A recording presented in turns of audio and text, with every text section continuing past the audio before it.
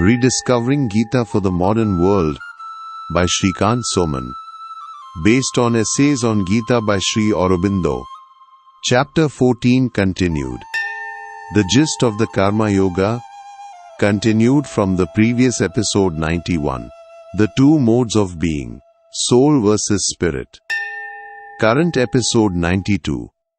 From ego to the immutable self, the path to freedom. The Gita's journey to impersonality.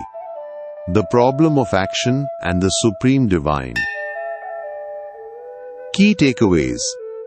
Freedom through self-mastery. The first step to liberation is to gain control over the senses and still the mind.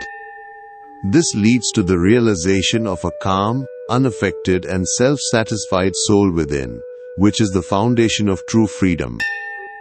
The ego and desire are the bonds.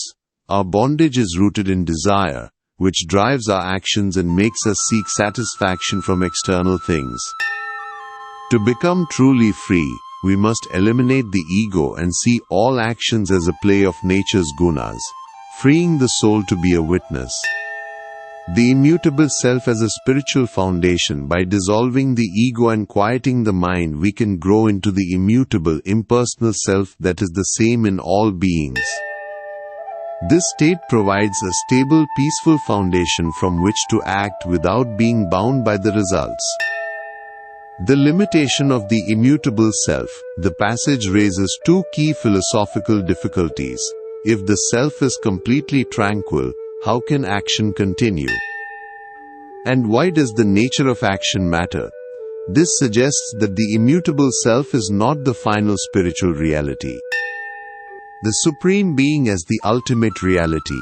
The Gita resolves these difficulties by revealing a Supreme Being, Purushottama, who is greater than the immutable self. The Supreme Being is the ultimate master of all works, and by acting as a sacrifice to Him, we become His instrument, solving the problem of action and our personal will. Freedom is possible. We must first get away from the influence of the external world. We must learn to hold back our senses from their objects. Mastery of the senses is the first step. This helps us feel that we have a soul within us. This soul is calm, unaffected, and a master of itself. The path to calm. We cannot achieve this while we are subject to desire. Desire is the core of our superficial life. It is what makes us seek satisfaction from our senses. We must get rid of desire. When desire is destroyed, our passions will become quiet. The joy and grief from success or failure will leave us. A calm equality will be gained. We must continue to live and act, but without attachment to the results. We must change our nature as the doer of works. We can change this nature by removing the ego. Our reason must see that all is a play of nature's gunas. We must then separate our soul from this play. Our soul must become an observer of nature's workings.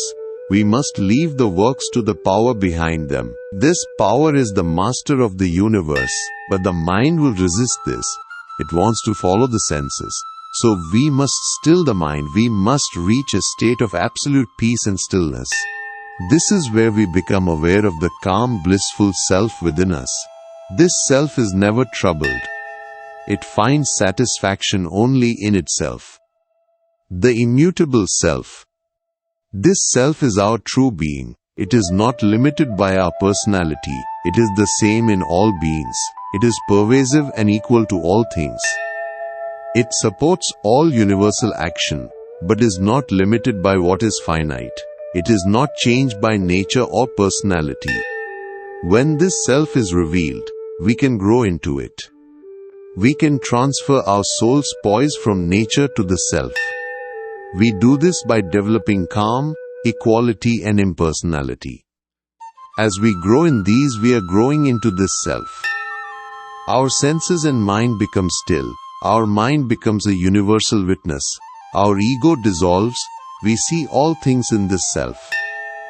we become one being with all beings. By doing works from this place of stillness, our works stop being ours, they no longer bind us. Nature and its gunas weave their web, but it doesn't affect our peaceful self.